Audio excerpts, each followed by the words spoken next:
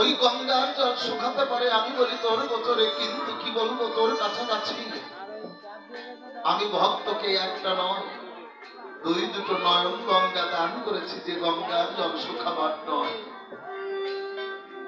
তাই কোন ভক্ত যদি দুফুটা গঙ্গা জল, নয়ন গঙ্গা জল আমাকে দিতে পারে, আর জানিস না তুলসী গাছও মারা যেতে পারে, আমি বলি তোর ধারে কিন্তু প্রত্যেকটা কৃষ্ণ ভক্তের হৃদয়টা একটা তুলসী পত্র।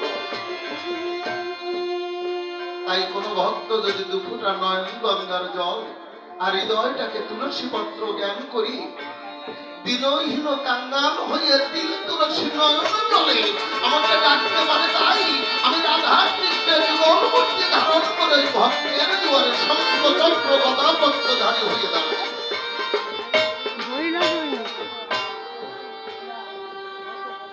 তাই আমার কথা নেবেন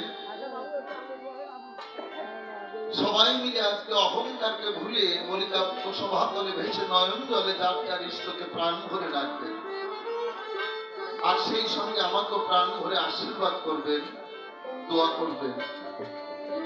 আমি বলি আপনাদেরকে ঠাই যেন এই পুণ্যধামে দাঁড়িয়ে, এই মধুর বৃন্দাবনে দাঁড়িয়ে আজকে যেন প্রভুর নাম গুণ কীর্তন করতে পারি সুন্দরভাবে, এইটুকু প্রার্থনা জানাই। ওনার কি হয়েছে, সেট দিচ্ছে নাকি নাকি বাবু, উনি কি মানে উনি গান টান করবেন নাকি নাকি? তা মনে করি ভাবো না ওইদিকে যাবো না, অন্তরে তো আছে ভাবো নূতন এসেছে কিনা, আগে একটু গান গাই খুলে বলি আপনাদেরকে ঠাই, তারপরে ওইদিকেই তাকাবো। তাহলে এবার একটা গান গাই।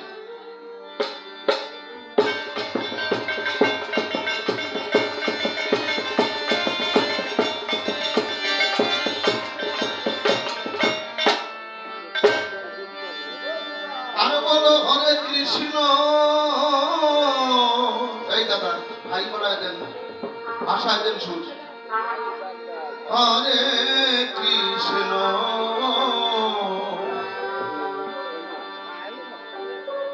ও কৃষ্ণ কৃষ্ণ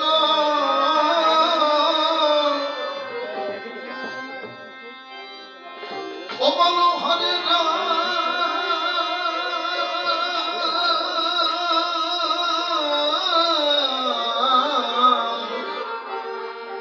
বলো হরে কৃষ্ণ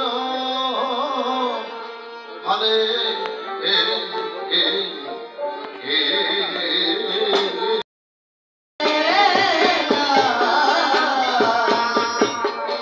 বলো হরে কৃষ্ণ হরে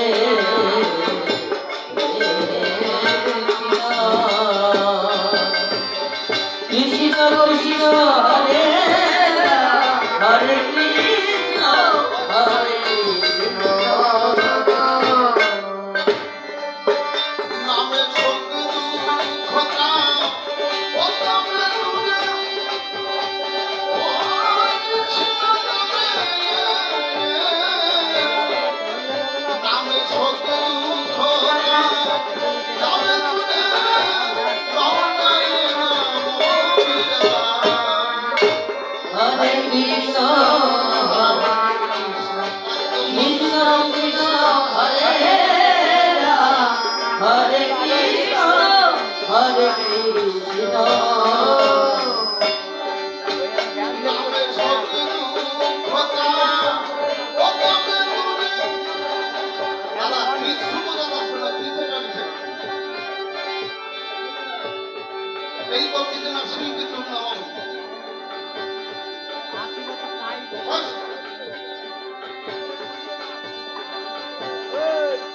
নামে ছোট দুঃখতা ও নামে দূরে রমণায় নাম হরে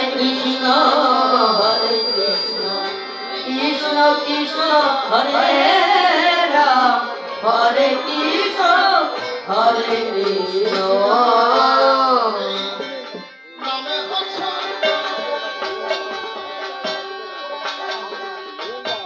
দাদা করতে পারছি না।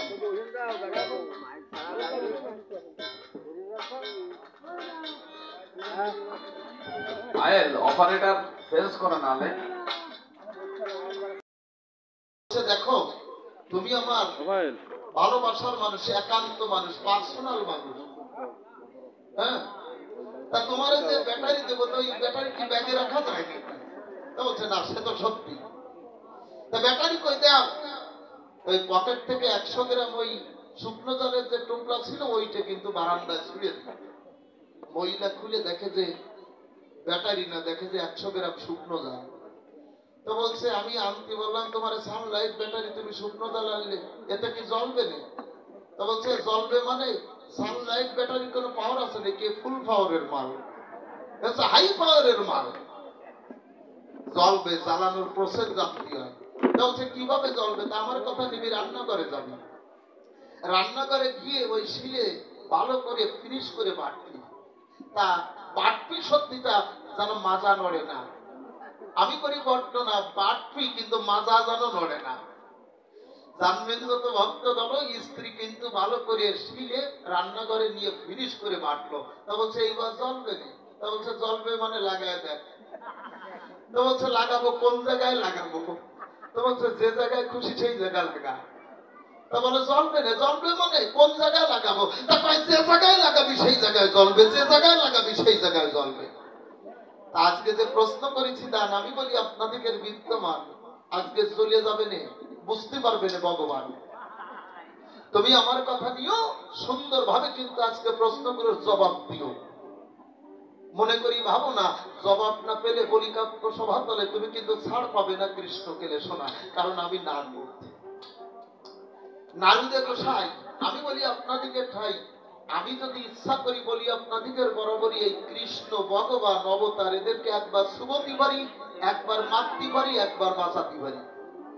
আমার সাথে গান গাওয়া আর শীতকালে নাড়া বনে শুয়ে থাকা এক কথা। আমার সাথে গান গাওয়া আর গরম জলে সুপি খাওয়া, কোন জায়গার ওড়া কান্দি আর কোন জায়গার দয়াকলার খান্দি, আর কোন জায়গায় হরিদ্বার আর কোন জায়গায় চানমি আর ভগার, এই এক হয় না। কারণ আমি নারদ, সাধারণ জিনিস না। মনে করি ভাবো না আমি কেমন দেখেন, আমি নারদ না। আমি একদিন শ্রীকৃষ্ণ ভগবানের কাছে বলছি, হে কৃষ্ণ ভগবান, আমি বলি তোমার বিদ্যমান, তুমি আমার কথা নাও, তোমার তো 16,008টা বউ আছে, খুলে বলি আমার কাছে ওই 16,008টা বউ থেকে আমার একটা বউ দাও। হ্যাঁ,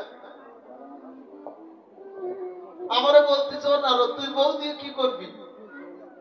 আমি বললাম ঠাকুর তুমি যা করবো আমি তাই করবো, অবস্থা বোঝে। তা বলছে আমার কথা নিবি? মনে করি ভাবো না যে ঘরে আমি থাকবো না তুই সেই ঘরে ঘুরে ঘুরিয়ে সেই ঘরে গিয়ে পছন্দ মতন একটা বউ নিবি। আপনারা আমায় বলুন দেখি, আমি এমন নারদ যে আমার গলায় কোনো মেয়ে মালা দিতে চায় না। যদি শোনে যে নারদ আসতেছে, খুলে বলি আপনাদের কাছে নারদের গলায় মালা দিতে হবে, ওই মেয়ে কি করে জানেন?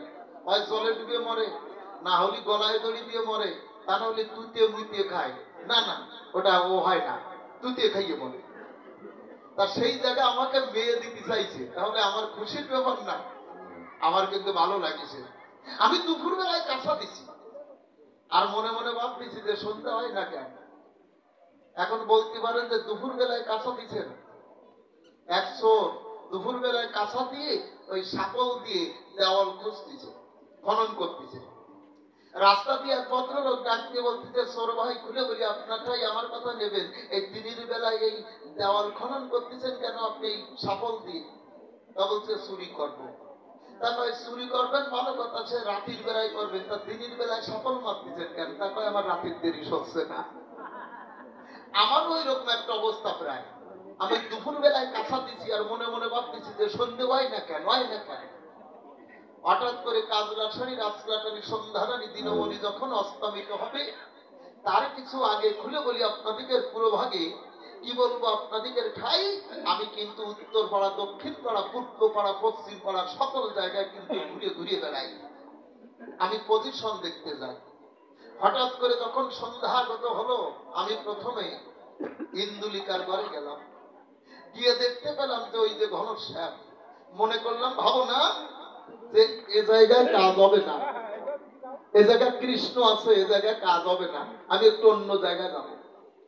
এইবার ওখান থেকে তুঙ্গ বিদ্যার ঘরে যাই, খুলে বলি আপনাদেরকে ঠাই, ওখানে দেখতে পাই যে কৃষ্ণ কানাই বসে আছে রে ভাই। আমি মনে মনে ভাবলাম কৃষ্ণ হচ্ছে বিশ্ব জগৎ স্বামী, সে হচ্ছে জগতের নামি দামি, যখন এখানে আছে এখানেও আমি থাকবো না। এইবার অন্তরেতে আছে ভাবো আমি পথ দিয়ে চলবো, কিন্তু চলতে চলতে কিছু মনের ভিতরে ভাববো না যে কোনো একটা ঘরে ঢুকে যাব। এইবার পথ দিয়ে হাঁটতে হাঁটতে যখন জাম্বুবতীর ঘরে যাই, আমি বলি আপনাদেরকে ঠাই, আমি ওখানে সদা বকা গুল্লি দিয়ে ঢুকে যাওয়ার পরে দেখতে পাই যে ওখানেও কিন্তু কৃষ্ণ খানায়। এই দৃশ্য দেখে চোখে সেদিন শান্তি পেয়েছিলাম বুকে, জানবেন যত ভক্তগণ সকল ভুল কিন্তু আমার ভেঙে গেল, না সত্যি কৃষ্ণ। আমি কৃষ্ণের চরণ পরে করি ডাকতে বলেছিলাম তার ধারে, হে কৃষ্ণ নটবরে তুমি আমার কথা নাও, আমি বুড়ো মানুষ, আমাকে বউ দিবা না ভালো, হে কৃষ্ণ নীলদল, সারা রাত্র ধরে আমি বুড়ো মানুষ, আমার বউ খোঁজায় চোখ ক্যাটরায় মারলে কেন কও। আপনারা আমায় বলুন দেখি, আমি নারদ সেদিন যদি প্রত্যেকটা ঘরে না যেতাম, 16,008টা ঘরে যদি না যেতাম, আর যদি কৃষ্ণ দর্শন না হতো, এ কথা কব কত এই কৃষ্ণ ভক্ত যারা জানাইতে কাব্যের ধারা, তারা কি বুঝতে পারতো কৃষ্ণ যদি ইচ্ছা করে এট এ টাইম সমস্ত বিশ্বের প্রত্যেকটা ভক্তের দুয়ারে সে থাকতে পারে, ভক্তরা দর্শন করতে পারে? এটা বুঝতে পারতো না। তাই বলেছি যে আমি নারদ, আমি সাধারণ ব্যক্তি না। আমি যদি জগতের বুকে না থাকতাম তাহলে কৃষ্ণ লীলা কোনো কিছু প্রচারই হতো না। তাই তুমি আমার কথা নাও, সুন্দরভাবে এই প্রশ্নগুলোর জবাব দাও। অন্তরেতে আছে ভাবো, এইবার একটা ধুয়ো গীতি গিয়ে সত্য কথা বোঝাই কইয়ে আমার কৃষ্ণকে উঠায় দিতে চাই।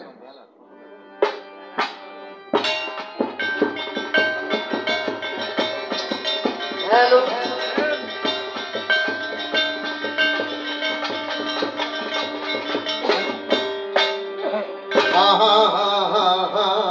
বাহ, এইবার হবে বুঝছ। ওই আমার ভালো মন্দের ও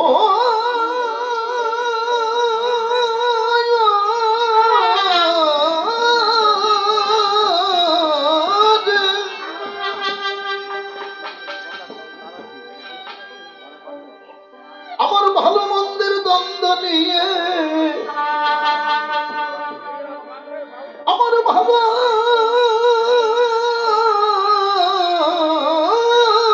মন্দের, আমার ভালো মন্দের দ্বন্দ্ব নিয়ে, আমার ভালো মন্দের দ্বন্দ্ব নিয়ে সন্ধ্যা সকাল কেটে যায়।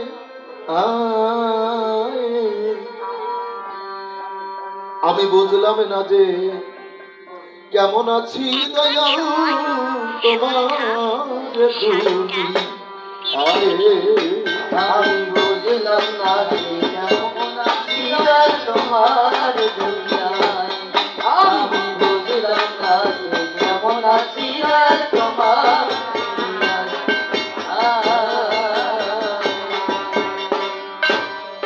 আমার ভালো মন্দের দ্বন্দ্ব নিয়ে,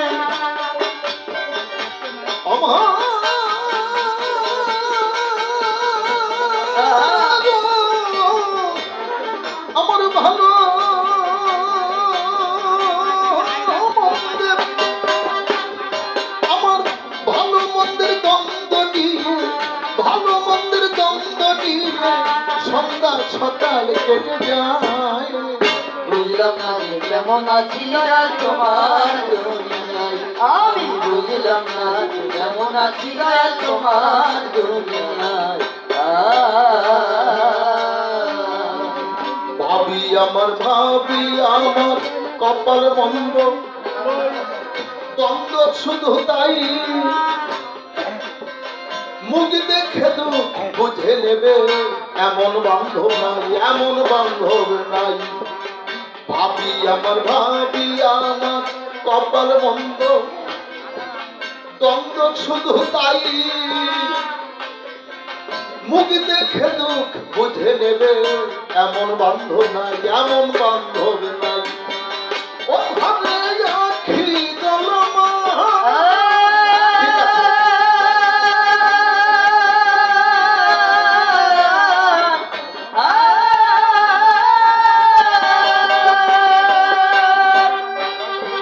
ও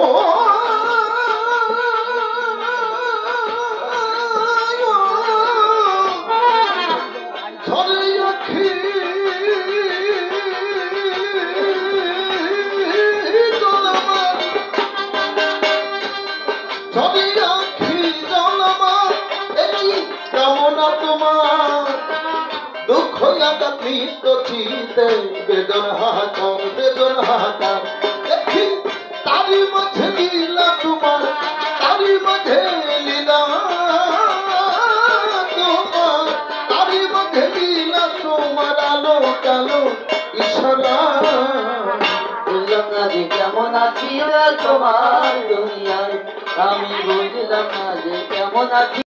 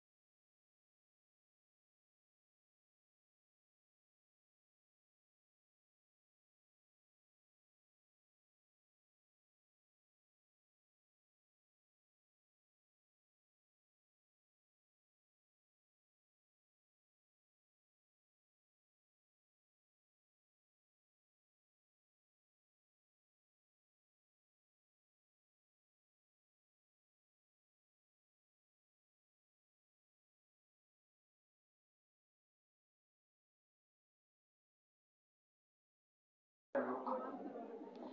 অনেক রাজরা তারাও এসে দিয়েছে দর্শন, সবাই যার যার আসন করেছে গ্রহণ। মেয়া মালা হাতে স্বয়ং নিজে বর খুঁজে নেন। দুইজনের দিকে যখন তাকায় একটা ভাল্লুক আর একটা উল্লুক দেখতে পায়। ডাক দিয়ে বাবার কাছে কয়, ও বাবা, মালা দেবো কার গলায়? একটা ভাল্লুক আর একটা উল্লুক। রাজার কি করবে বল? কয় মা, জানাই তোর সান্নিধ্যে তোর কাছে বলা ভালো, দুইজনের মধ্যে যে বেশি ভালো গলা দে তার মালা দে তার গলাতে।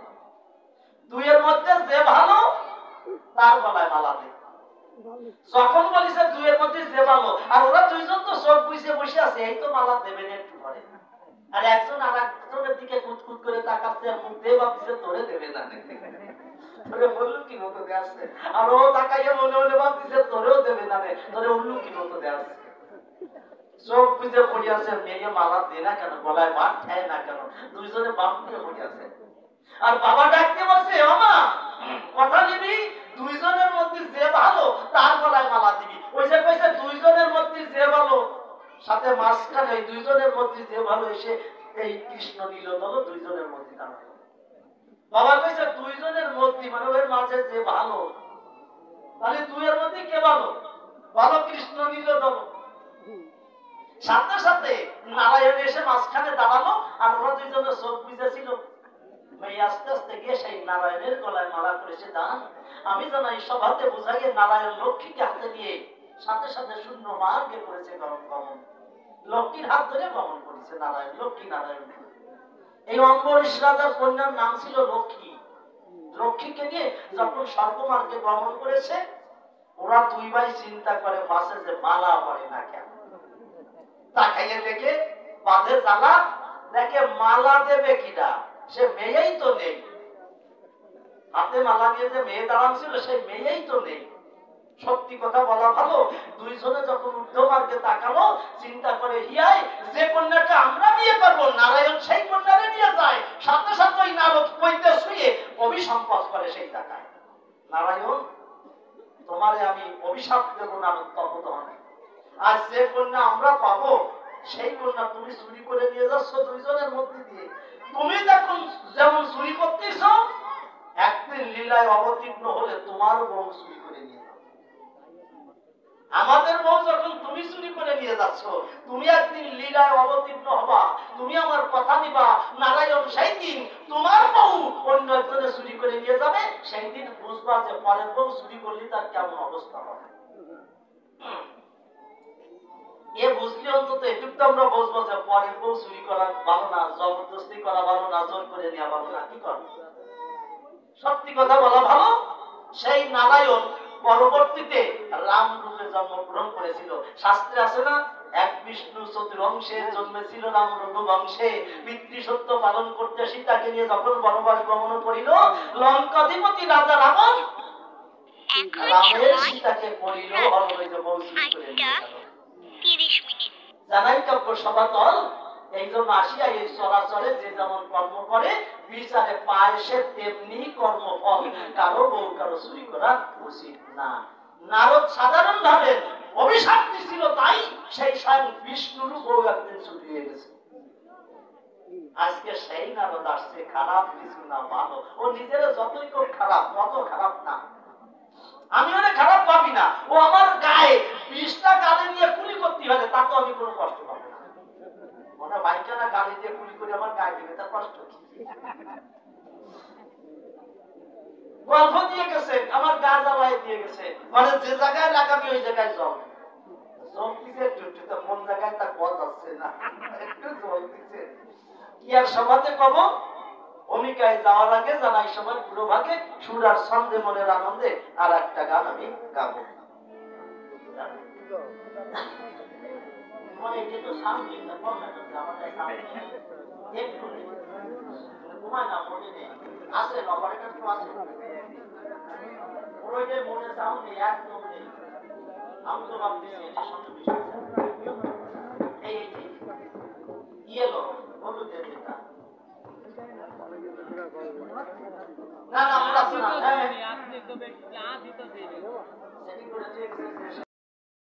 করা জানি কিন্তু ওটা বেশি হয়ে গেছে। ওরে ও দরদিয়া রে, আমি কোন দেশে যাব তোর লাগিয়া রে, ওরে ও দরদিয়া রে,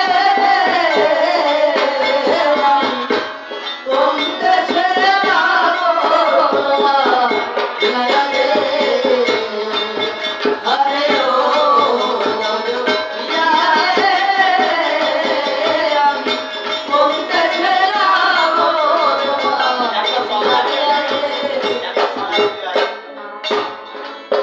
ওই আমার জীবনে মরণে সুখান ওরে বুঝনা দেখিয়া রে,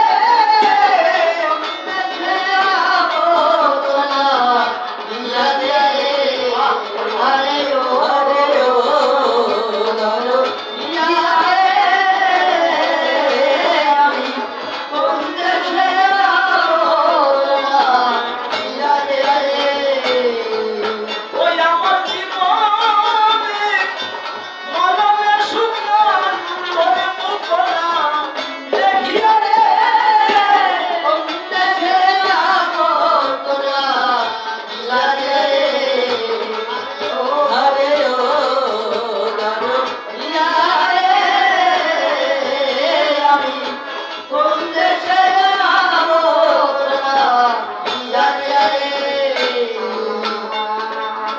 সুন্দর আয়োজন, সুন্দর পরিবেশ,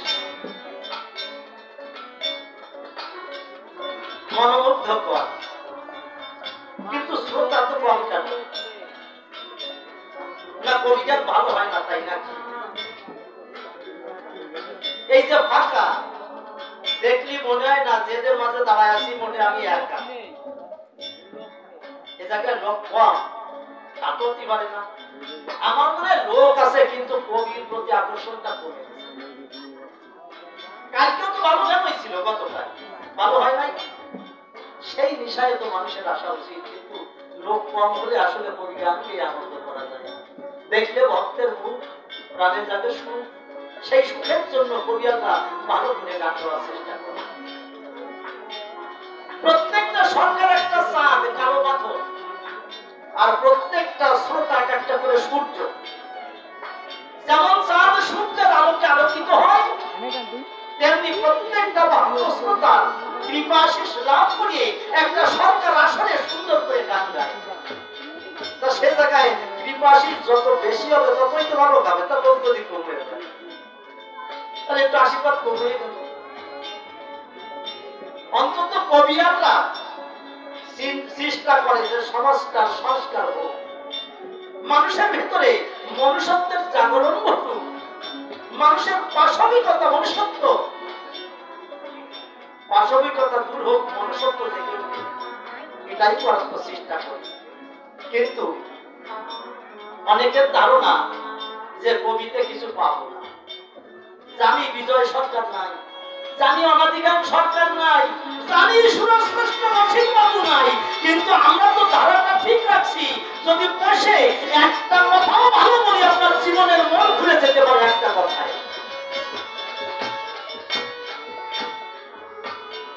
ছেলে আর বাবা ধান চুরি করতে গেছে মাঠে, বাবার কাছে বোকা কাছের মাথা ধরো, উঠে চারিদিক দেখ যে লোকজনে দেখতেছে নাকি, আর আমি ইচ্ছে মতো কাটিয়ে বসতাম। বাবা কাটতেছে আর ছেলে গাছের পরে বসে দেখছে যে কোথাও কোনো লোক আছে কিনা। কয় বাবা নিস্তব্ধ রজনী, জিজি পোকার ঝিল্লি রব ছাড়া আর কিছু না, বাবা কাটো। কেউ দেখছে না, বাবা কাটতেছে। কিছু সময় পরে ছেলেটা ডাক দিয়ে কয় বাবার ধারে, বাবা কেউ না দেখলেও উপরে মালিক কিন্তু সব দেখছে, বাবা মালিক সব দেখছে, সব ফাঁকি দিলেও মালিকের চোখকে ফাঁকি দেওয়া যাবে না। বাবা বলে ওখানে নেমে আয়। কি বাবা চল, যার খেতে ধান কেটেছি দুইজনে তার বাড়িতে এগোয় দিয়ে আসে। বলে বাবা আমরা নেব না। বলে না রে বাবা, চুরি করা ঠিক না, সবার চোখকে ফাঁকি দিলেও মালিকের চোখ ফাঁকি দেওয়া যায় না। সত্যি কথা বলা ভালো। ছেলের একটা কথায় বাবার জীবনের মোড় ঘুরিয়ে গেল। চার ধান কামড়ার বাড়ি পৌঁছে দিয়ে একজন পীর আউলিয়া হয়ে সেজন সংসারে বাস করতে লাগলো। অভাব নাই। এই জন্য একটা কবিতার কথা ভালো যদি বলে বসে, একটা কথা শুনলেও আপনার জীবনের মোড় ঘুরে যেতে পারে। তাই কবি গাইলেন, ওই আমার জীবনে মরণে সুন্দর করে মুখনা দেখিয়া রে, কোন দেশে যাব তোমার লাগে রে, ঘরে ও গো দিয়া রে, আমি কোন দেশে যাব তোমার দিয়া রে। দিল্লি মুখ পরে বাড়ি সব রজনী নিঝুম, একা একা সাহি বসি নাহি চোখে ঘুম। আরে দিল্লি মুখ পরে বাড়ি সব রজনী নিঝুম,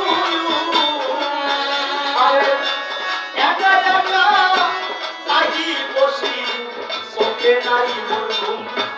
ও দুঃখে আমার দুঃখে মনের কুসুম, আমার দুঃখে মনের কুসুম জামিনী দিয়া রে, কোন দেশে যাব তোমার লাগে রে, ঘরে ও গো দিয়া রে, আমি কোন দেশে যাব তোমার লাগে রে। বিরোহী তার প্রেমিকাকে হারা হয়ে নির্জন রাত্রে ঘরে বসে তার মনের ভাব ব্যক্ত করেছে। নিস্তব্ধ রজনী, ঝিঝি পোকার ঝিল্লি রব, শ্রীগানের হুঙ্কা হওয়া ডাক ছাড়া আর কিছু না। সে তার সাথীকে হারাইয়ে ভাবছে, আমার হারানো সাথীকে যদি ফিরে পেতাম। হঠাৎ তার চোখ দিয়ে টপ টপ করে জল পড়ছে। আমার ভাটিয়াল ঈশ্বরের রাজা বাবুর কবি বিজয় সরকার ওখানে একটা ওই বোলটা গাইছে। এই হচ্ছে দিল্লি মুখ ঘরবাড়ি সব রজনী নিঝুম, একা একা সাহি বসে চোখে নাই মোর ঘুম। ওই আছে আমার দুঃখে মনের কুসুম, আমার দুঃখে মনের কুসুম জামিনী দিয়া রে, কোন দেশে যাব তোমার লাগে রে, ঘরে ও গো দিয়া রে, আমি কোন দেশে যাব তোমার লাগে রে। আর আনে মনায়া বনামে কান্দিছে সে, ও হারে আখির বাড়ি ধরিছে তার পাতার করবে। আরে আন মনায়া বনামে কান্দিছে সে, আখির বাড়ি ধরিছে তার পাতার করবে। আরে কপিনি চলেছে ভেয়ে, কপিনি চলেছে ভেয়ে, সে তার তালা দিয়া রে, কোন দেশে যাব তোমার লাগে রে, ঘরে ও গো দিয়া রে, আমি কোন দেশে যাব তোমার লাগে রে। কবি কল্পনা করছে আন্মনায়া বনামে, অর্থাৎ বন। বনকে মেয়ের সাথে তুলনা করেছেন কবি। কেন? বন তো নারী, বনানী, বন বনানী সন্তান করে বৃক্ষ, ও তো নারীর সমান। তাই কেউ বা তারে পুরুষ ভাবে বন বলে, আর কেউ বা বনানি কয় মানে নারীকে বেলা স্ত্রী আনমনে কোনো মেয়ে কান্দিছে সেই আখির বাড়ি ঝরেছে তার পাটার ঠোঁট পেয়ে শিশির বিন্দু পাতার পরে পড়ে আস্তে আস্তে নিচের দিকে গড়াইয়ে পত্র ফলকের মাথা দিয়ে টপ টপ করে পড়ছে মনে হচ্ছে বনানী মেয়ে তার প্রিয়জনকে নাম নিয়ে ভগবানের নাম ধরে কেঁদে কেঁদে তার চোখের জল ছড়াচ্ছে তাই কবি গেয়েছে আনে মলায়া বনা মেয়ে কান্দিছে সে আরে আখির বাড়ি ঝরিছে তার পাতারে পড়বে ওই আমার কোটি সোনেছে ধেয়ে তন্দিনি সোনেছে ধেয়ে শেখার তালা সে বন্ধুদের যাবো তোমার বিলালে আরে ও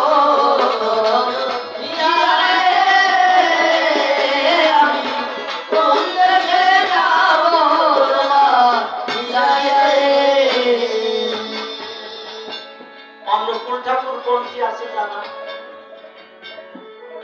জগৎগুরু ভগবান অনুকূল ঠাকুর বলে প্রণাম করে তারা জগৎগুরু কয় না মঠ গুরু কয় ঠাকুর অনুকূল হচ্ছে মঠ গুরু মত প্রচার করে শিষ্যকে মন্ত্র দান করে রাধেশ্বর মন্ত্র দান করে আর এই মত গুরু যখন তারে মন্ত্র দেয় গুরুর আদেশ উপদেশ নিয়ে আস্তে আস্তে সে যদি সঠিকভাবে চলতে পারে জগৎ গুরুর কাছে পৌঁছে যাবে তেমনি ঠাকুর হরিচাঁদ আছেন যিনি শান্তি হরিশ বীজ মন্ত্র গ্রহণ করে তিনি যে মন্ত্র ভক্ত শান্তি হরি বীজ মন্ত্র গ্রহণ করিয়া তিনি সবাই হরিনাম করে করিয়ে চিত্ত শুদ্ধ করতে পারলে খাঁটি ভক্ত হলে সেও তার হরির কাছে পৌঁছায় আর কৃষ্ণ ভক্ত আছে যারা যন্ত্রের শিরা বিনা যন্ত্র আর মন্ত্রের শিরা কৃষ্ণ মন্ত্র এই কৃষ্ণ মন্ত্র গ্রহণের ফলে তারা আস্তে আস্তে ধীরে ধীরে নাম জপনা করে তারা গোবিন্দের পথ পথে পৌঁছায় যায় ওই এক জায়গায় জায়গাটা এক জায়গা ও রাস্তা দিয়ে আসলে এক জায়গায় এই রাস্তা দিয়ে আসলে এক জায়গায় এই জন্য কোনোটার মধ্যে কোনো পার্থক্য নাই ইসলামের বাজারে একই কথা আসকরণে অস্করকুম অস্করণে ওয়ালা তাকফুরু অর্থাৎ আসকরণে অস্করকুম অস্করণে ওয়ালা তাকফুরু যে আমাকে ভালোবাসে আমি আল্লাহ যে আমাকে ভালোবাসে যে আমার বান্দাকে ভালোবাসে আমি তাকে ভালোবাসি আমাদের শাস্ত্র একই কথা যে যথামান প্রপদ্যন্তে তাকে স্থাপব ভজন মহম যে আমার যেমন ভাবে ভজন করে আমি তেমনি ভাবে তার ভজাই আমার কাছে কেটে আমি তো কোনো প্রভেদ দেখি না হিন্দু শাস্ত্রে বলেছে একম এবং এক ছাড়া দ্বিতীয় নাই ইসলামও বলেছে তাই না শরীক আল্লাহ আল্লাহর কোনো শরীক নাই আমরা যদি সবাই ভাব জগতে পৌঁছাই সেখানে এক জায়গায় পৌঁছাই কাজে আমি কোনো প্রভেদ দেখি না ঠাকুর অনুকূল চন্দ্র ক্লাস 7 এর ছাত্র যারা ভক্ত আছেন ভালো করে শোনেন অনুকূল ঠাকুর ক্লাস 7 এ পড়ে মনমোহিনী দেবী খুব কড়া শাসন করতেন ছেলেটারে যেন মানুষ হয় একদিন স্কুলে যাচ্ছে বর্ষাকালে যেতে যেতে পথে কাদা হয়ে গেছে আগের মতো পাকা রাস্তা তো ছিল না কাদার মধ্যে পা ঢুকে গিয়ে কাছে কাটিয়ে ফিরকি দিয়ে রক্ত পড়ছে প্রচন্ড যন্ত্রণা ঠাকুর স্কুলে যেতে পারেনি রক্ত পড়ছে বাড়ি ফিরে এসেছে মা মনমোহিনী দেবী বলছে ওখানে বাড়ি আসলি কেন স্কুলে যাবি না বলেছে মায়ের কাছে মা পথে কাছে বেঁধে আমার পাটা কেটে প্রচুর রক্ত ঝরছে আমি যেতে পারছি না মা হাতে লাঠি নিয়ে তাড়া দিয়েছে অতটুকুন কাটায় কি হয়েছে স্কুলে যা যখন তাড়া দিল আমার ঠাকুর আস্তে আস্তে ধীরে ধীরে স্কুলে রওনা স্কুলে গিয়ে ভ্যানসেট করে বসে ভাবছে দেখি কতটা কেটেছে একটু দেখি। পাটার দিকে যখন তাকালো দেখে কোনো জায়গায় কাটার দাগ নাই, এক বিন্দু কাটে নাই। দেখলাম কি আর হলো কি, ওখান থেকে উনি লিখলেন পিতায় ভক্তি মায়ের টান, সেই ছেলে হয় সাম্য প্রাণ। পিতার পরে যদি ভক্তি থাকে, মায়ের পরে যদি টান থাকে, ওই ছেলে মানুষ হবে। ইসলামে কি বলেছে?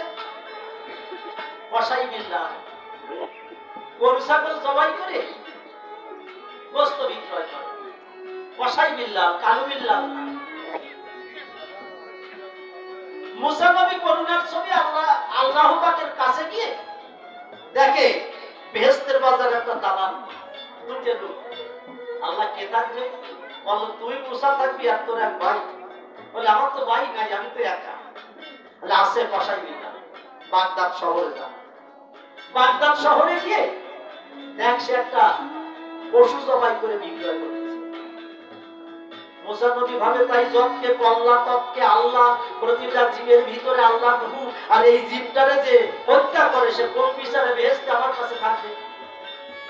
আল্লাহ কয় দ্বিধাদ্বন্দ্ব করিস না, আগে দেখে আয় যা।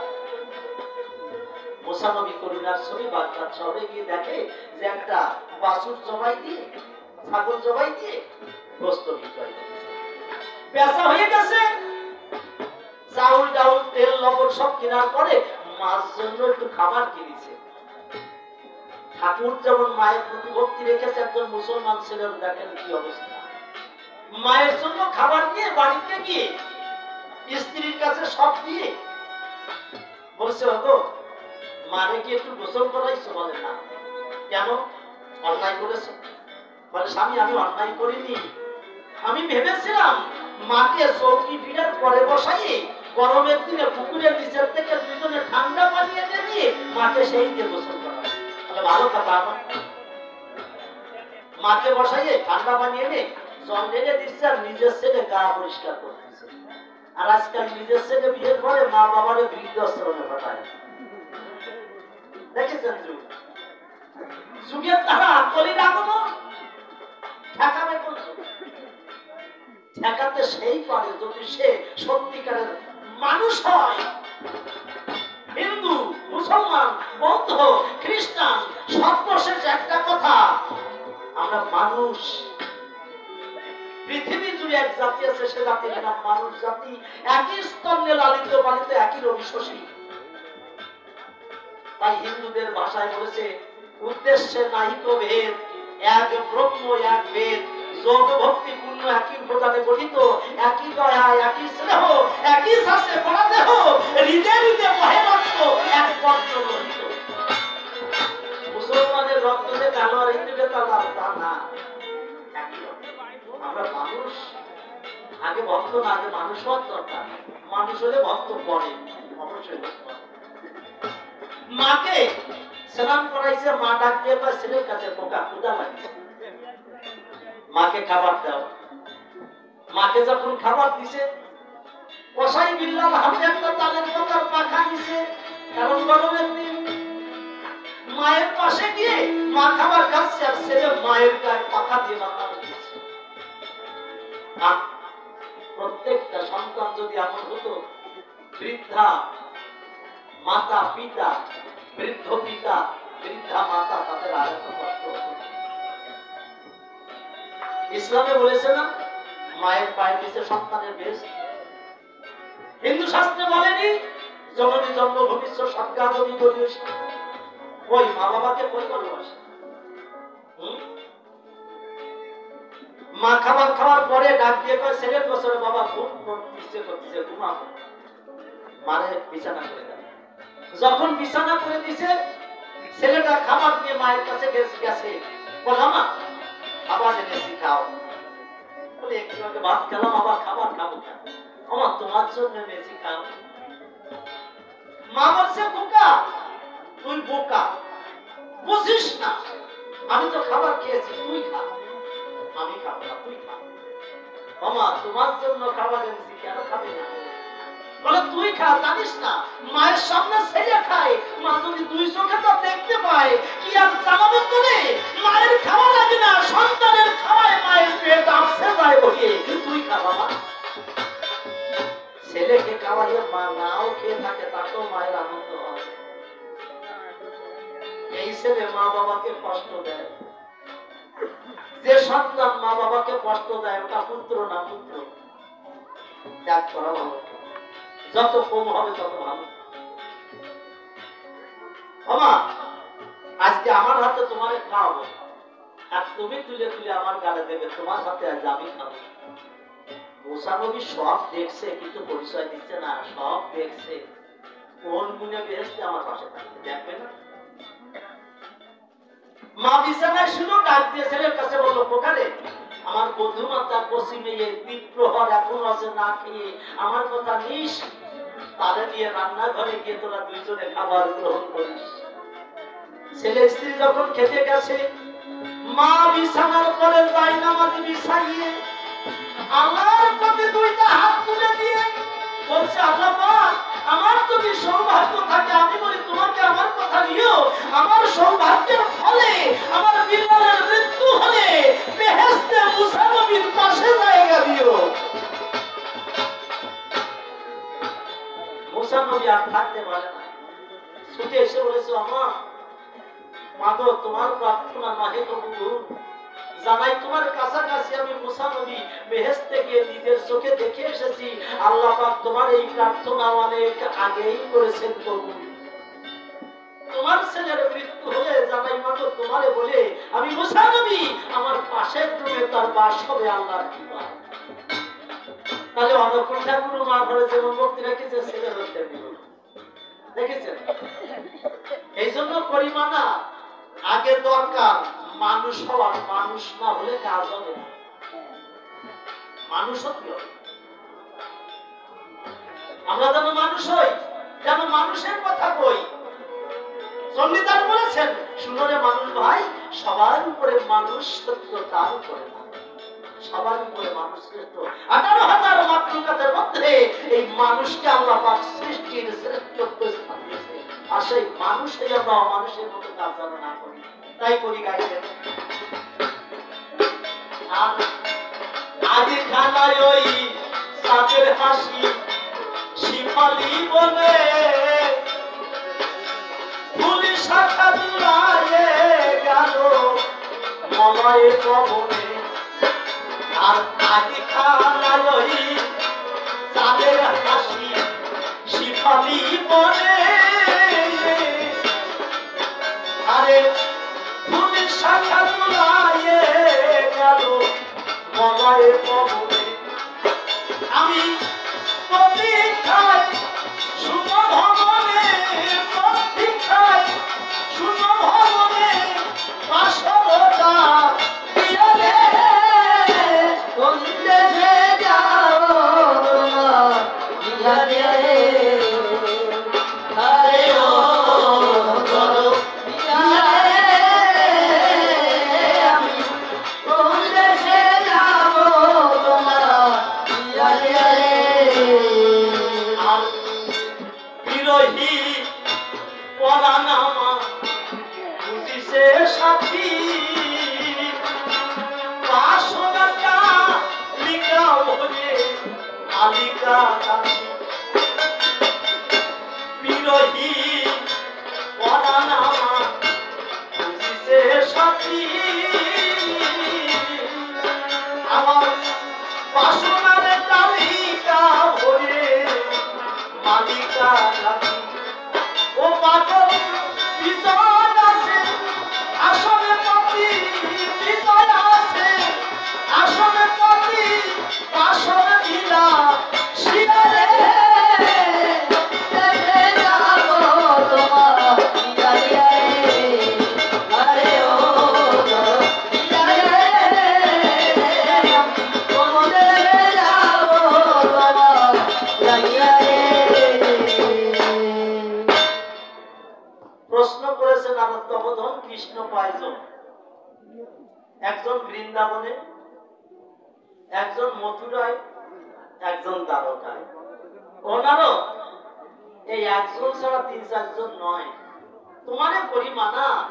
আমি বলি তোমার পাশে ভক্তকে শান্তি দেওয়ার জন্য লীলায় তিনি বিভিন্ন রূপে আসে, কিন্তু ওই একজন। যখন বৃন্দাবনে এসেছিল কৃষ্ণ নন্দের নন্দন, গোপীদল জনের কাছে ডেকে করেছিল বর্ণন, হে গোপী তোমরা কেঁদো না, কেউ পেও না বেদনা, আমি কৃষ্ণ কেলে শোনা মথুরায় যাব। আজকে মথুরায় যাব, কালকে মথুরায় কংসরে মারিয়ে শেষ করে পরশুদিন আবার ফিরে আসবো এই বৃন্দাবনের গায়ে। এই কথা যখন বলিছে রাধা যাইয়ে বাধা দিছে, ও ঠাকুর এটা মধুর বৃন্দাবন, মিথ্যা কথা বলে না এখানে বলছো, তুমি ভগবান হয়ে মিথ্যে কথা করছো। বলে মিথ্যা মানে কথা কোকা আপনারা মন দেন, যারা পায় তারা কোক। ওই যে জঙ্গল হয়েছে ব্যবসা করতে যারা যায় না, কেউ মাছ বাঁধাতে যায়, কেউ বা গোল পাতা কাটতে যায়, কেউ সুন্দরী গাছ কাটতে যায়, তা যদি লাভ হয় তারা লাল নিশান উড়াইয়ে বাড়ি আসে আনন্দ করতে করতে, আর যদি লস হয় তা কালো নিশান উড়াইয়ে আসে। একজন দাঁড়াই আছে নদীর পাশে ডাক দিয়ে করছে যে ভাই তোমার কালো নিশান উড়ানো, তাহলে তুমি মনে হয় লোকসানে পড়িছো। তাহলে ভাই লোকসান হয়ে গেছে, ভালো ভালো ভালো খুব ভালো। আচ্ছা লোকসান হলে কেউ ভালো পাই পাগলটা ভাই খুব ভালো। ও আর কি কবে বাইরে চলে গেছে নৌকা, একটু পরে আর একজন লাল নিশান উড়াইয়ে যখন করেছে নৌকা দিয়ে গমন, পাইছে ভাই তোমার জন্য খুব লাভ হয়েছে, বলে এবার এইভাবে লাভ পাইছে। তাহলে খুব ভালো খুব ভালো ভালো ভালো। এখন ওই যে লোকরা আগে ভালো কইছে ও শুনতে পাইছে যে আমারও ভালো কইছে, আমার লোকসান হয়েছে, আর যার লাভ হয়েছে তারও ভালো কইছে, ফিরে আইছে কয় যে ভাই লোকসান হইলেও ভালো আর লাভ হইলেও ভালো, ব্যাপারটা কি? তা কয় তোমার লোকসান হয়েছে, আমার গোলাপ দান বেচতে তোমার ভর্তুকি আমার দিতে হবে না, মন্দ করতে যাবো কেন? তোমার লস হয়েছে, আমার গোলাপ দান বেচে তোমার ওই টাকা পূরণ করতে আমার হবে না, তা আমি শুধু শুধু মন্দ পেয়ে দিচ্ছি, মন্দ করতে যাবো কারণ তাই ভালো। আর ওর লাভ হয়েছে, ও 20,000 টাকা ইনতে আমার দিয়ে যাবে না, তোর মন্দ পেয়ে আমার লাভ কি? ও ভালো। যারা যেভাবে চায় ওরা সবাই ভালো, কথা কোক ও ভালো, না কোক ওরাও ভালো, আপনি আপনার মতো থাকবেন। কৃষ্ণ বলেছে গোপীগণ তোমরা কেঁদো না, আমি কৃষ্ণ কেলে শোনা বৃন্দাবনে থাকতে পারছি না, কারণ যদা যদা হি ধর্মস্য গ্লানির ভবতি ভারত। যখন অধর্ম আসে ভগবান এই পৃথিবীতে নেমে এসে সেই অধর্মকে নাশে ধর্মের স্থাপন করে। তাই কৃষ্ণ বলেছে গোপীদের তারে মথুরায় কংস অত্যাচার করছে, নারীর সম্মান নষ্ট করতেছে, বাচ্চা শিশুদের ধরে ধরে হত্যা করছে, মুনি ঋষির সাধন ভজন নষ্ট করে দিচ্ছে। ওই দুরাচার কংসকে আজ যাবো, কাল বধ করে আবার পরশুদিন বৃন্দাবনে ফিরে আসবো।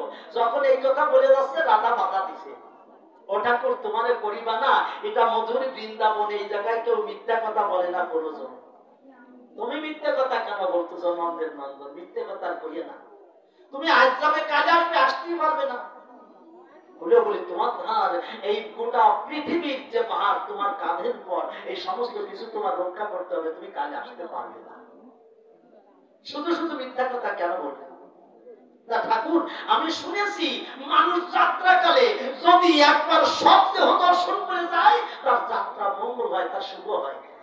ঠাকুর আমার কথা নাও, আমি রাস্তায় শীত হয়ে শুয়ে রব, তুমি তোমার রথ আমার বুকের পর দিয়ে যখন চালাইয়া যাবে, আমার তোমার রথের চাকায় পিষ্ট হয়ে যখন মৃত্যু হবে, আমার মুখটা দেখে যেও তোমার কার্য সিদ্ধি হবে। প্রেমময়ী রাধা নিজের সুখ চায় না, শুধু কৃষ্ণের সুখে সে সুখী হতে চায়। বলেছিল বন্ধু গো আমায় বাসব না বাসো ভালো তাদের ক্ষতি নাই, শুধু তোমারে বাসিব ভালো এটুকু ভিক্ষা চাই। আমি বলি সবার কাছে সেই কৃষ্ণ বৃন্দাবন ত্যাগ করে মথুরায় যে কংস বধ করে আর আসে। ওই যে রাধা বলেছে তুমি আসতে পারবা না, কংস বধ হওয়ার পরে উগ্রসেনকে জেলখানা থেকে বাহির করে শ্রীকৃষ্ণ রাজসিংহাসন তারে দান করে ওই জায়গাতে দ্বারকায় যাইয়ে 100 বছর রাজত্ব আসবে। যে বৃন্দাবনের সেই ভক্তরা আজও আমাকে মনে রেখেছে কিনা, বিনা নিমন্ত্রণে যদি আসে, আমি কৃষ্ণ প্রীতম আসে, তখনই বুঝবো যে কবিরা আমাকে বলে নাই একনিষ্ঠ ভক্ত। এই ভক্ত বাঁচবার তরে যোগ্য করেছে, নারদ সবাইকে নিমন্ত্রণ দেবে, তার আগে মনে দেখেছে ভেবে, তাহলে বৃন্দাবনবাসী যখন নিমন্ত্রণ পাবে না, আমি নারদ আগে রাধারে যাইয়ে নিষেধ করি, রাধা তুমি মোটে ওই যজ্ঞে যাইয়ে না, কারণ সবাই নিমন্ত্রণ পাবে, তোমার কপালে জোটে না, তুমি বাদ থাকি যাবে। নারদ আগে গেছে রাধার ধারে, ডাক দিয়ে কয়, রাধারে রাধা তুমি তো কৃষ্ণের বাঁশিতে সাধা, যখন রাধা রাধা বলে বাজায় সাথে সাথে ছুটে যাও। যখন হালি জোর পাইছে তোমারে ভালোবাসিছে, এখন হালি জোর পাচ্ছে না, তোমারে ত্যাগ করে দিছে, যজ্ঞ করতেছে, তোমার নিমন্ত্রণ নাই। ত্রিলোকবাসী নিমন্ত্রণ হবে, শুধু তোমারে বাদ দিতে হবে। তা ভাবলাম তোমার কাছে আগে আসি, ডাক দিয়ে কয় নারদের কাছে রাইনু বসিছে, আমারে ভগবান শ্রীকৃষ্ণ নিমন্ত্রণ দিছে, তাই তোরে পাঠাইছে। বল না, মানা করতে পাঠাইছে। বলে মানা করতে পাঠাইছে তো তুই আগে আমার কাছে আসলি কেন? যে শুনানি দিলি যে যোগ বসছে, ওইটাই আমার নিমন্ত্রণ। দেখেছেন কাজে কিভাবে নিমন্ত্রণ, তাও স্বরূপ সরকার, বিজয় সরকার, শ্যামল সরকার না। ওই জায়গায় চা খাচ্ছিলাম, কয়েকজনের কাছে শুনতে পেলাম যে সরকাররা মুখস্থ করে গান গায়। এই যত কথা কইছি সব মুখস্থ করে আইছি, তো লাইন বাই লাইন কথা। ওইখানে তো দাদির কবর, ডালিম গাছের তলে 30 বছর ভিজে রেখেছে, 2 নয়নের জলে, তো কবিতা কথা।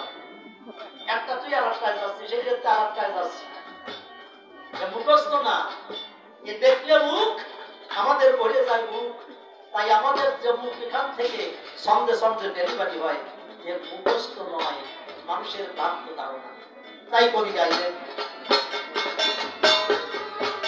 আর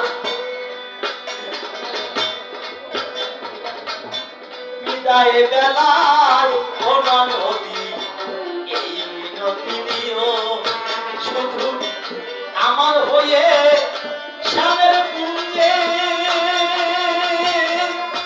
নদী সাথের প্রদীপ দিও, নদী নদী নদী গো সাথের প্রদীপ দিও, এদিন বিদায় বেলায় কোনা নদী এই মিনতি দিও, আমার হয়ে শ্যামের পুঞ্জে নদী সাথে প্রদীপ দিও, এদিন রসিক বলে আমায় দেখো চরণ শিবার তরে,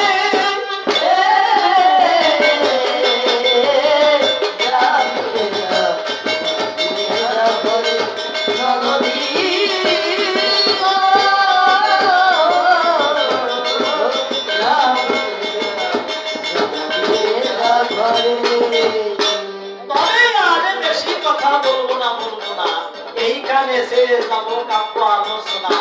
এরপরে দেখি নারদ কোন কথা কয়, কোন ভাবে ভাবে তত্ত্ব উঠাইয়ে নয়, সেইভাবে দেখে দেখে বুঝাইব তাদের। এই তো বাসনা মধ্যে গেছে অন্তরে, প্রথম ভাবে তারে যদি বেশি বলতে যাই, অনেক সময় চলে যাবে, চিন্তা করলাম তাই। এই জন্য বেশি কথা বলবো না, এইখানে ছেড়ে দেবো কাব্য আলোচনা।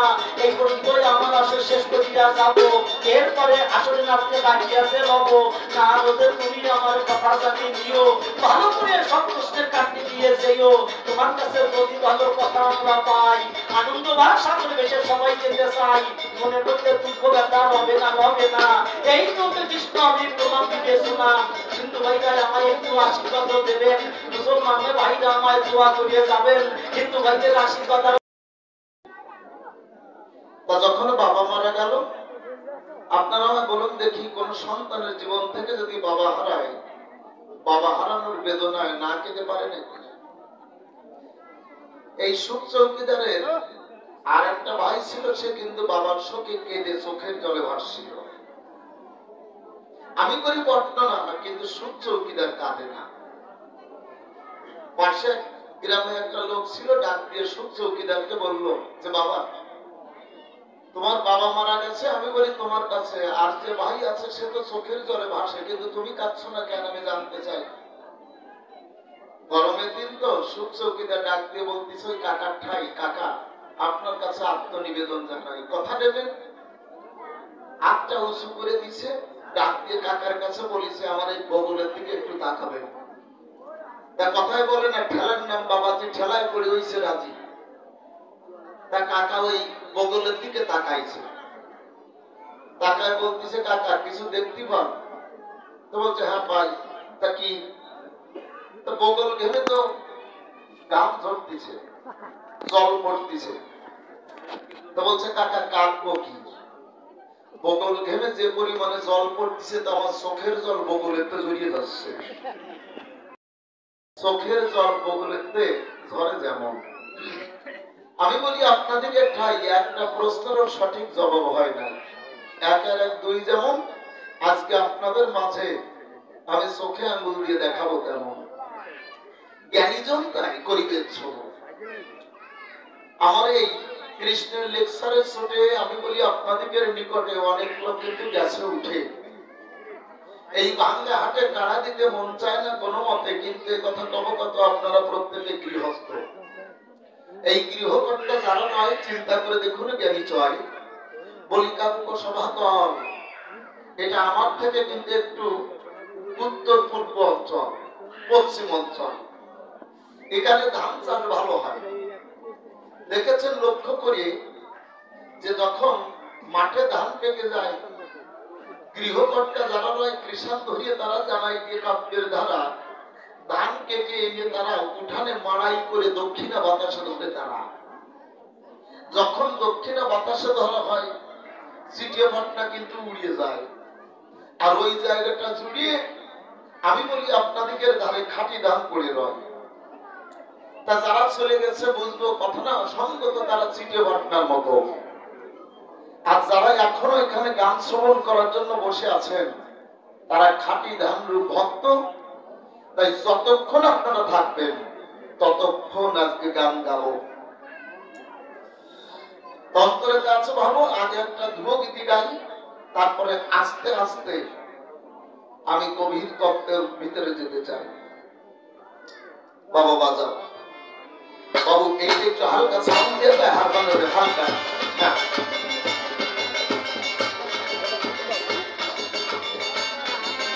হ্যালো, হ্যাঁ হ্যাঁ আমারটা একটু হালকা বাড়ায় দেন। হ্যালো, দম থাকলে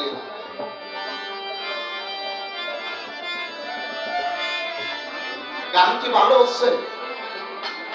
হ্যাঁ ভালো হচ্ছে। তা যদি ভালো নাও হয়, যদি ভালো নাও হয় কমিটির বাবুদেরকে বলে যাবেন ছোট্ট করে যে না অরূপ সরকার শ্যামল সরকার ভালো গাইছে। কেন জানেন? যদি আপনারা একটু ভালো বলে যান তাহলে ওনারা দুটো টাকা বেশি দেবেন আমাদের। কারণ বাড়ি অনেক মানুষ আছে না, মারা যাবে, ছেলে আছে মেয়ে আছে, আরো তো কেউ কেউ আছে নাকি, আরো একজন আছে। বাড়ি গেলে শুধু চায় আর চায়, ডাক দিয়ে কয় যে শাখা দাও, চুরি দাও, টাকা দাও, পয়সা দাও, দাও। আর ছেলে একটা আছে ওইটি আরো মারাত্মক। আপনার একটু ছোট্ট করে বলে যাবেন বাবা বাবা।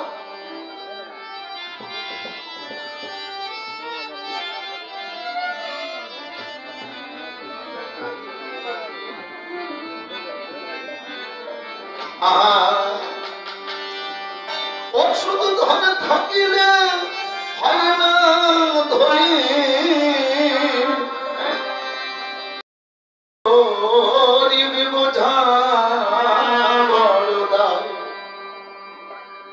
শ্যামল বাবুর বাবা উনি সরকার ছিলেন দেবেন্দ্রনাথ সরকার,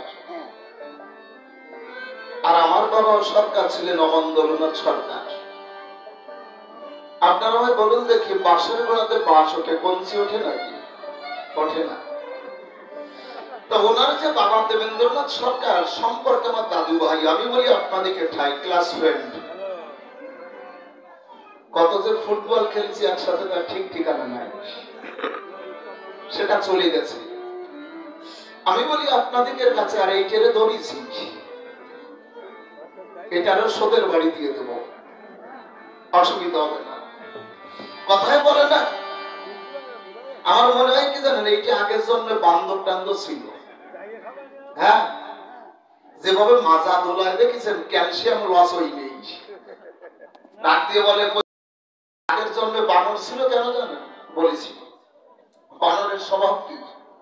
যখন রাম রাবণে যুদ্ধ হয়েছিল, কথা আমার বলা ভালো, যুদ্ধ শেষে প্রভু রামচন্দ্রের কাছে বানর কটকগণ গিয়ে ডাক দিয়ে বলেছিল যে প্রভু আমরা কি করব? বলেছিল আমার কথা নিবি, তোরা মরিয়ে মানুষ হবি। তা বলেছিল যে আমরা যে মানুষ হলাম বানর জন্ম থেকে, তা বুঝবো কোন কায়দায়? তা বুঝতে পারবি, তোদের স্বভাবে প্রকাশ পাবে। বানরের স্বভাব কি? এই ডাল থেকে ওই ডালে লাগতে, আবার মাঝে মাঝে লেজ নাড়ায়, মাঝে মাঝে একটু প্রস্রাব করে, আবার একটু হাতে ধরিয়ে জিহ্বায় টেনে নেয়, তাই না? মাঝে মাঝে একটু কান চুলকায়। তা তোদের স্বভাবে প্রকাশ পাবে। যেখানে যাবি যদি বোঝা যায় যে মাঝে মাঝে এই স্বভাবজাত কোন বৈশিষ্ট্য তোদের ভিতরে কাজ করছে, বুঝতে হবে যে তোর আগের জন্মে বানর ছিলি। কবি বললেন, বানর বংশে জন্ম আমার, বানরই আমার মা, বনের বানর হই মনের দুঃখ গেল না, মনে ভাবি হেন কর্ম করব না কর, স্বভাবে করায় কর্ম কি দোষ আমার। তা যেভাবে নাইসে গেছে, যেভাবে বানরে তাল করিয়ে গেছে, জবাব তো হয় নাই। এই কারণেই বলেছি যে আগের জন্মে এটা বানর ছিল। বেটা পারবা না ভালো কথা, নাকে খত দিয়ে যাবা, তা বাজে কথা কও কেন? কথাই বলে না, দান নেই চাল নেই তার গোলা ভরা ইন্দুর, বাতান নেই ভুত্তর নেই তার কবর ভরা সিন্দুর। কামাতি পারে না নাকি দামা ভরা খুর, কামাতি কামাতি যাবে রঘুনাথপুর। যদি না পারো তা নাইছিয়ে না। এটা জাত কাটের সঙ্গে গান। আমি বলি তোমার বিদ্যমান, এখানে গান করতে গেলে বলি কাব্য সভা তলে বাবার বেটা হওয়া চাই। খুলে বলি তোমারটা এটা কবি গান, অত সস্তা জিনিস না। হ্যাঁ ধরো, ও শুধু ধনে থাকিলে হয় না ধনী, ও কৃষ্ণ ধনে যার নাই হৃদয়। বাবা একটু ভাষায় গান। ভবে কে বা ধনী, কে বা গরিব বোঝা বড়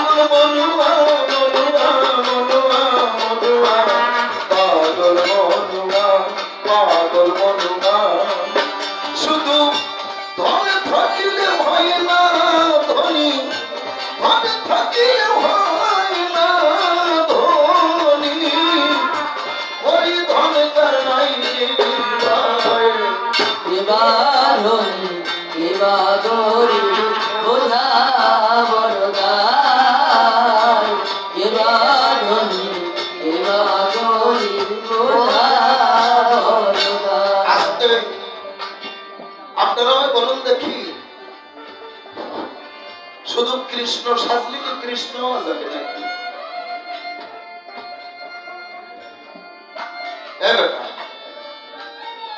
কৃষ্ণ সাজলেই কি কৃষ্ণ হয়? কাক কি কখনো ময়ূর হতে পারে? চিন্তা করে দেখুন অন্তরে। আমি করি বর্ণনা, কাক কখনো ময়ূর হতে পারে না। তেমনি কৃষ্ণ হওয়া তো সহজ নয়। আমি বলি ধর্মসভা শুধু টাকা পয়সা ধন সম্পদ থাকলে সে ধনী হতে পারে না। ধনী কারা? কিন্তু আমরা মনে করি কি জানেন, যদি 50 লাখ টাকা ব্যাংকে থাকে, মনে মনে ভাবি যে আমার মতন ধনী আর কেউ না। যদি 100 বিঘা সম্পত্তি রয়, চিন্তা করে হিয়ায় যে আমি প্রচুর সম্পদের মালিক, আমার কাছে এসে কে কথা বলবে? কথা বলার কেউ নাই। কিন্তু মনে করি ভাবো না শুধু অর্থ থাকলে সম্পদ থাকলে সে ধনী হয় না। আগে বলতে হতো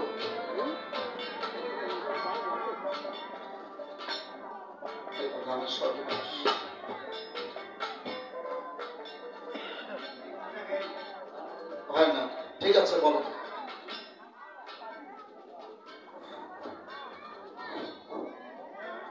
আমাদের মাঝে উপস্থিত হয়েছে অবসান মানে সকল কিছুর অবসান। আর মুসলমান যখন মারা যাবে অন্তর দিয়ে দেখুন দেবে তার জন্য ৩.৫ জায়গা কবরস্থান করে।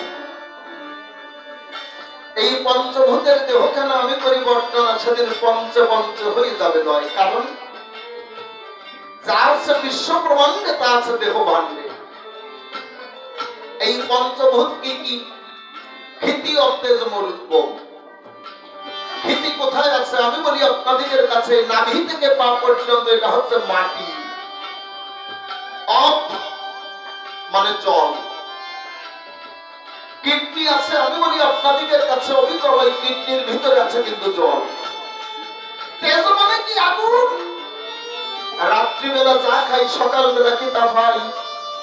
তাহলে বাইরের পাক না ভিতরে স্টমাক আছে। আপনার সাই নারী যাবে কয় ওখানে পাক হয়। মরুদ মানে কি? বাতাস। ২১,৬২০ বার আমি বলি আপনাদের ধার এই বাতাস আসা যাওয়া করছে।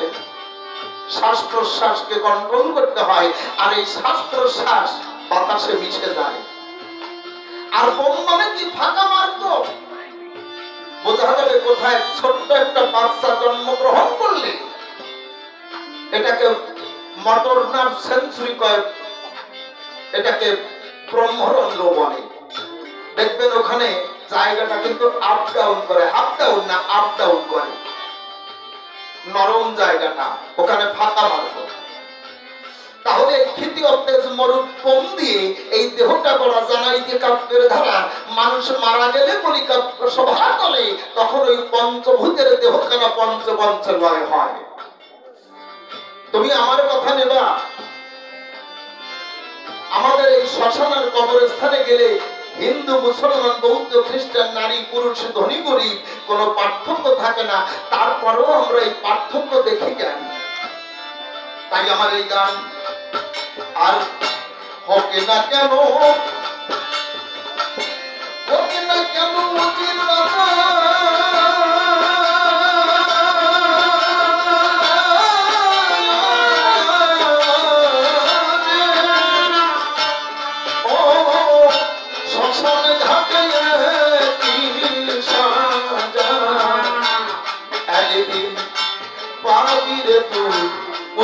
মজা প্রভুরে ভবিষ্যৎ হায় হায় প্রভুরে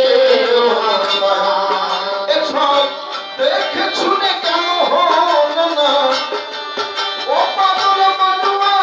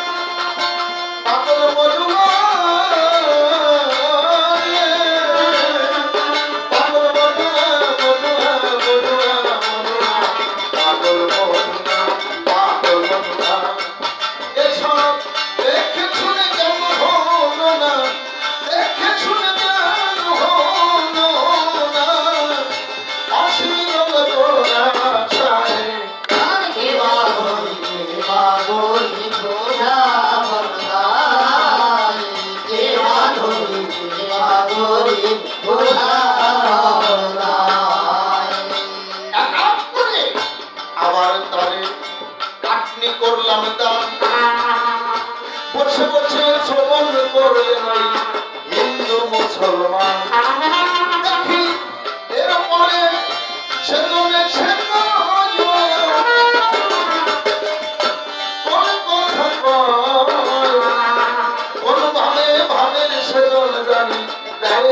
পরিচয়।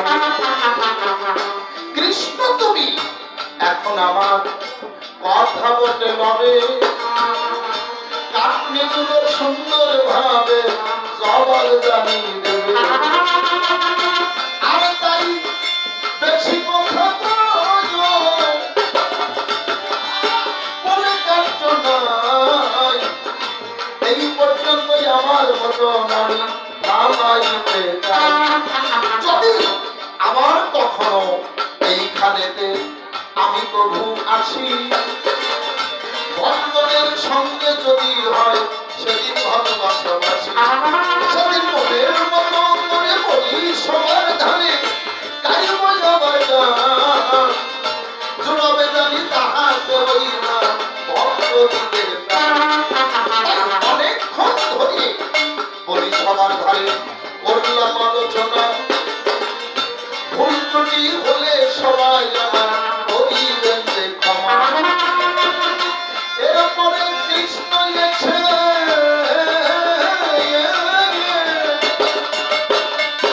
সুন্দর কথা কবে, সুন্দর ভাবে ভক্তদের জানি মন মজাইয়ে যাবে। ছোট্ট করে দলের একটু পরিচয় দিতে চাই, সেই কথা সবার কাছে আমি যে জানাই। এই যে শ্যামল বাবু, শ্যামল কাকা ভক্তিপূর্ণ প্রণাম রইল। কথা নেবেন, সবাই আমাকে আশীর্বাদ করবেন।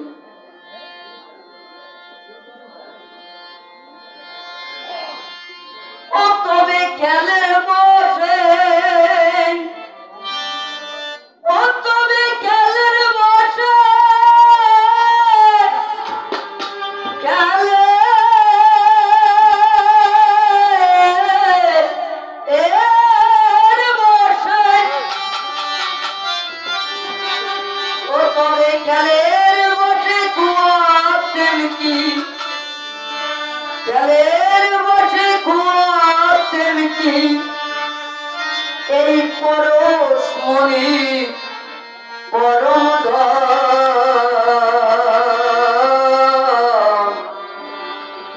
একদিন যদি করতাম আমি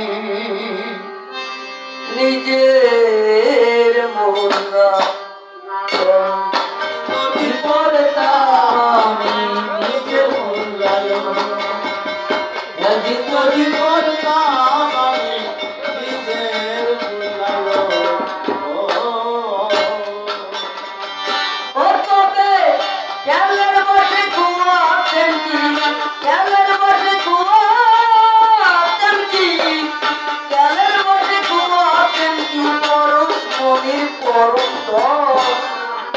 একদিন যদি করতাম নিজের মূল্যায়ন, একদিন যদি করতাম নিজের মূল্যায়ন। পশু পাখি জন্তু জানোয়ার কত প্রাণী জগত মাঝার, মানব জনম শ্রেষ্ঠ জনম তাহারও ভিতর। ও তাহারও ভিতর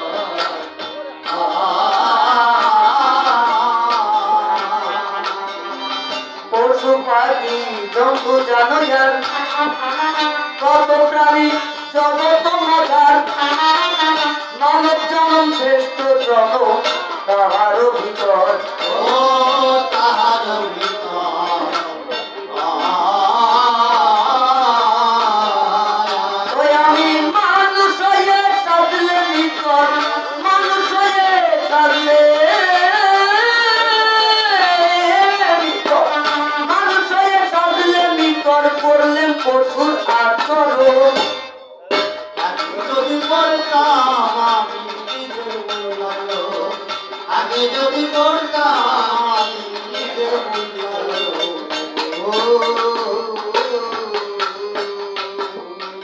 এ জনম পেঞ্চি বাঞ্ছিত, সর্বশক্তি যাতে সিঞ্চিত, কর্মদোষে হলাম কৃষ্ণ ধনে বঞ্চিত। ও ধনে বঞ্চিত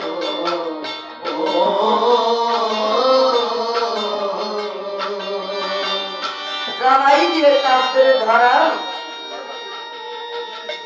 উপস্থিত আছেন যত ভক্ত জমা, আমার এই কাব্য জগতের গুরু যিনি সত্য কথার সভাতে টানি অরূপ সরকার হলেন তিনি। তাই বাবু আপনি আমার কথা নেবেন, আমাকে আশীর্বাদ করিবেন, যেন এমনি করে অগণিত ভক্ত শ্রোতার মাঝে আমি যেন হরি কথা কৃষ্ণ কথা বলতে পারি। তাই কথা নেবেন, আমাকে আশীর্বাদ করবেন। আর আমার দাদুগুরু যিনি সত্য কথা সবাতে টানি, এপার বাংলা ওপার বাংলা সোনাম ধন্য কবি বাবু শ্যামল সরকার হলেন তিনি। তাই দাদুর শ্রীপাদ পথে আমার ভক্তিপূর্ণ প্রণাম। তাই গান এ জনম বৃদ্ধি বাঞ্ছিত সর্বশক্তি যাতে শিক্ষিত কর্মতে হলাম কৃষ্ণ ধনে বঞ্চিত, ধনে বঞ্চিত।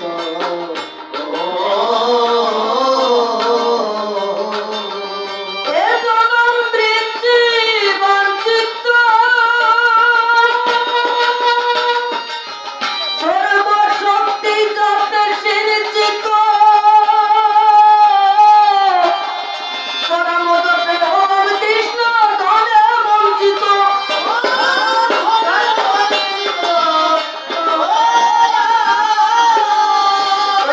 ভাবিলে হই রোমাঞ্চিত, ভাবিলে হই রোমাঞ্চিত, ভাবিলে হই রোমাঞ্চিত, আর কি পাবো হারানো। যদি করতাম আমি নিজের মূল্যায়ন, যদি করতাম আমি নিজের মূল্যায়ন। ভেবেছিলাম কত কি বুঝি, কত কিছু করেছি বুঝি, ওই এখন পারে ঘাটাতে পারে করি পাই না তো বুঝি। ও মায়ানা তুমি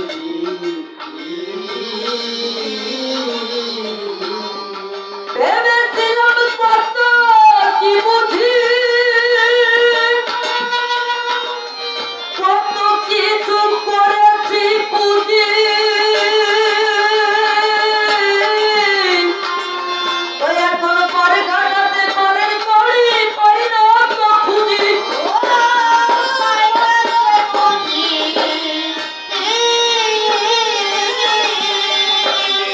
ওই আদম অচিন্তায় দুই আছি বুঝি, অচিন্তায় দুই আছি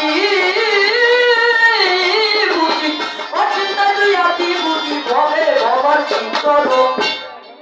আগে যদি করতাম আমার নিজের মূল্যায়ন, আগে যদি করতাম আমার নিজের মূল্যায়ন।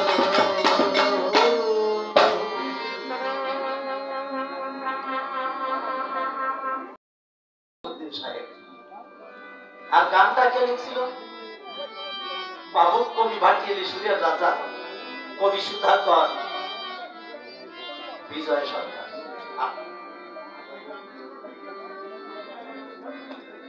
জসীমউদ্দিন সাহেব বলেছিলেন, দাদা বন্ধু দুইজনের সাথে বন্ধুত্ব, একজন হিন্দু আর একজন মুসলমান।